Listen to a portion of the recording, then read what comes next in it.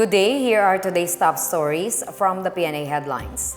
President Ferdinand R. Marcos Jr. has directed the Department of Migrant Workers to extend full support to the 17 crew members of MV Galaxy Leader who were hostaged by Houthi rebels in Yemen.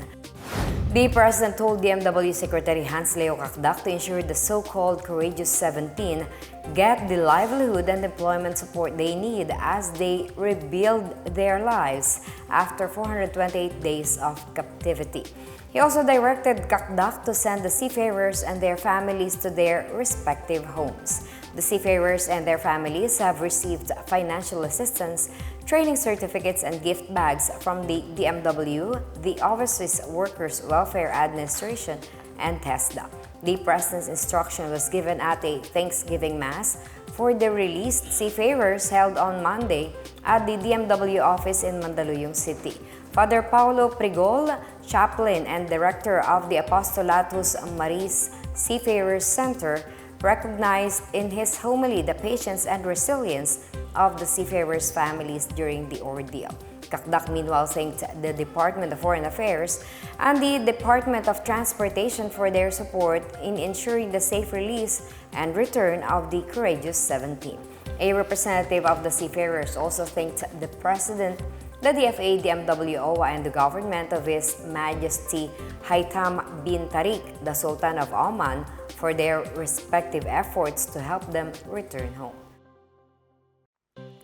A Chinese Coast Guard vessel reportedly delayed BRP Cabra in aiding Filipino fishers in distress off the waters of Zambales, according to the Philippine Coast Guard. PCG spokesperson for the West Philippine Sea, Commodore J. Tariela, said the BRP Cabra was monitoring illegal CCG presence when it received a distress call from fishers 70 nautical miles off Silangin Island. The fishers reported that one of their companions have died. Tariela said the crew of BRP Cabra braved the heavy waves and recovered the deceased fisher's body to transport it to Subic. However, throughout the ordeal, CCG vessel 3304 kept shadowing BRP Cabra, slowing them down while trying to respond to the distress call. Last night, the BRP Teresa Magbanwa moved to patrol the area where there is illegal presence of the CCG. Tariela meanwhile said the Philippine Coast Guard will ensure to stay professional and continue to challenge the illegal presence of the CCG in Zambales.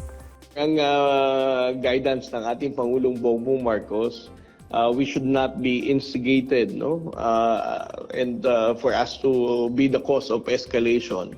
Ang ating pong Philippine Coast Guard, sa hanay po namin, despite of the bullying and aggressive actions on the part of the Chinese Coast Guard, ay mananatili po tayong mapayapa at professional.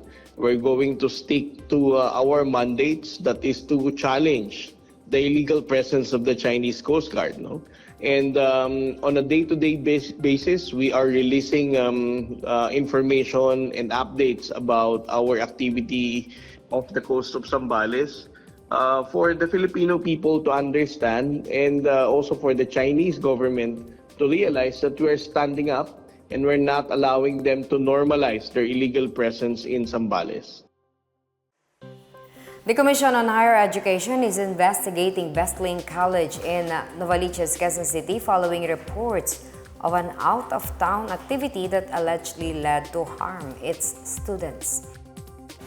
CHED Chairperson J. Prospero de Vera III said they will issue a show cause order against Bestlink College for conducting off-campus activity without submitting the required documents. Based on various reports, the school was celebrating its founding anniversary off-campus. Social media posts from students claim that they experienced disorganized, overheated, or unavailable transportation, no accommodation, and extreme exhaustion throughout the event.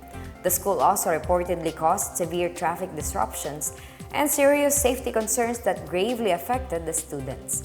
For its part, the Quezon City government urged education institutions to prioritize the safety of students and plan large-scale events responsibly. Bestlink College has yet to issue a statement on the matter. The Department of Agriculture seeks to make the vaccine against African swine fever commercially available as soon as possible. Agriculture Secretary Francisco Tiu Laurel Jr. said following the field testing of the vaccine, the DA plans to recommend to the Food and Drug Administration its commercial use before June this year.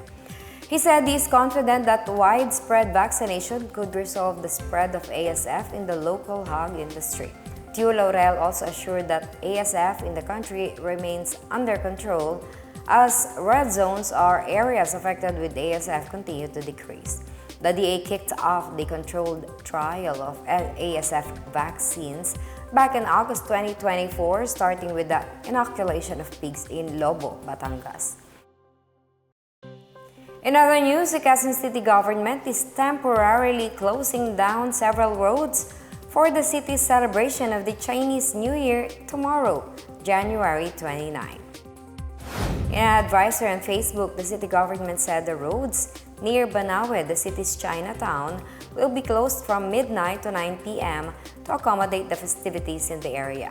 The roads closed to traffic are Del Monte Avenue corner Banawe Street, Linao Street corner Matutum Street, Banawe Street corner Scout Alcaraz Street, Biak Nabato Street corner Linao Street, Santa Catalina Street corner Palanan Street, and Santa Catalina Street corner Ubay Street.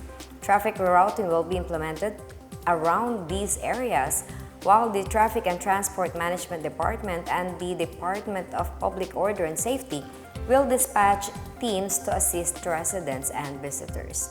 Parking areas will also be allocated for motorists visiting Banawe.